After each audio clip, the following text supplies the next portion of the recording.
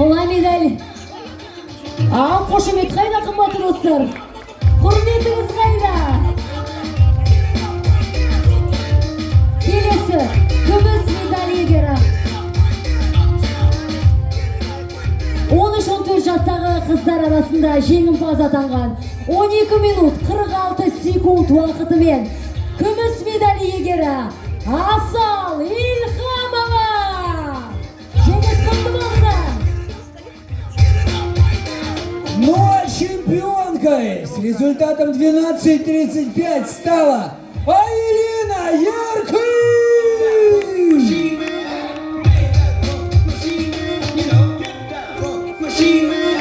Құтты болсын.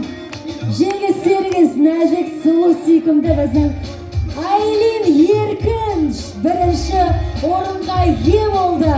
Осының барлығы мінекей ананың інісін қолдауы деп білеміз енді. Бірге қолдау, құрмет білдіріп қояйық. Ал қыздар, жігіттеріңіз бірінші орынға ие болмаса да дегенмен қолдауларыңыз қайда достар? Мінекей намысты қолдан бермей осындай жеңімпаз атанған біздің азаматшаларымыздың Максим Сухойланов, бронза.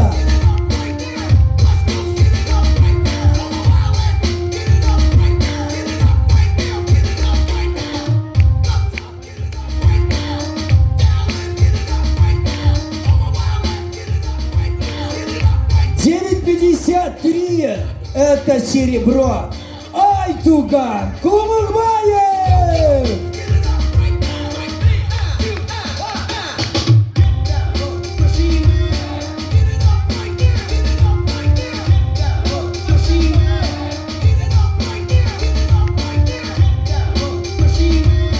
В этой возрастной категории чемпионское время 9:41.